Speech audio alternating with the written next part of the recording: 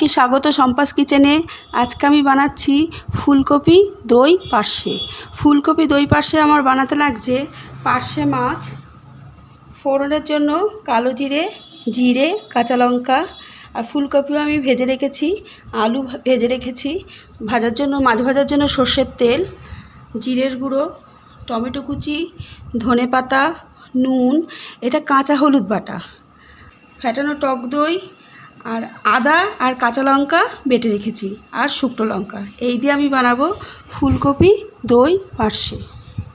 এবার আমি মাছগুলোতে নুন, একটু কাঁচা হলুদ আর অল্প করে একটু সর্ষের তেল দিয়ে মাছগুলো মেখে কিছুক্ষণ রেখে দেবো।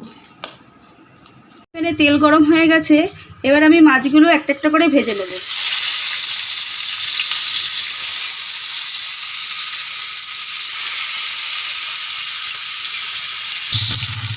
এবার মাছগুলো আমি এক পিঠ ভাজা হয়ে গেছে, উল্টে দিচ্ছি।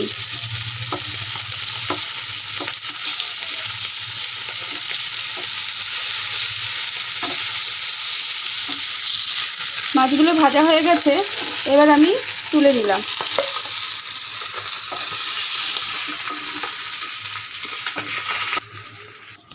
এবার আমি ওই মাছ ভাজার তেলে ফোড়নটা দিয়ে দিচ্ছি।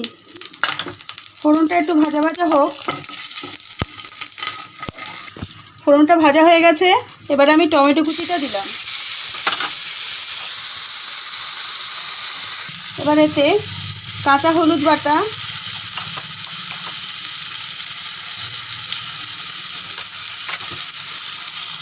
নুন, আদা আর কাঁচা লঙ্কা বেটে রেখেছিলাম সেটা দিলাম, দিয়ে এবার একটু কষে নিচ্ছি।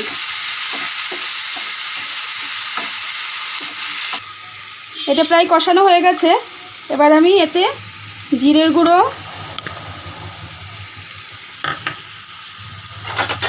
লঙ্কার গুঁড়ো, আবারও একটু কষিয়ে নেব।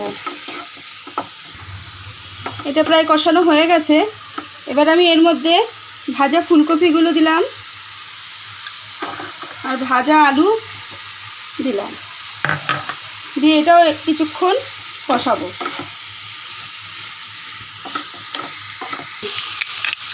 ফুলকপিটা কষানো হয়ে গেছে, এবার আমি এতে ফ্যাটানো টক দই, তার মধ্যে আমি অল্প একটুখানি চিনি দিয়েছি, টক দই দিচ্ছি বলে, দিয়ে এটা দিয়ে একটু নেড়ে জল দেব।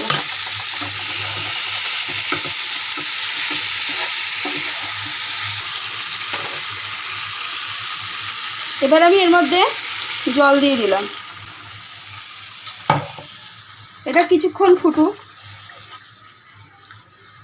2-3 মিনিট ফুটে গেছে, এবার আমি ভাজা মাছগুলো দিয়ে দিলাম। দিয়ে এর মধ্যে আমি এটা ভালো করে মিশিয়ে নিই।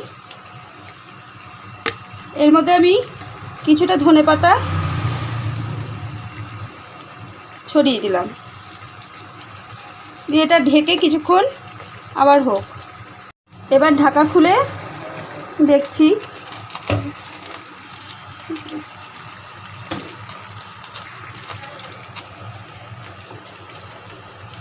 এটা পুরো হয়ে গেছে।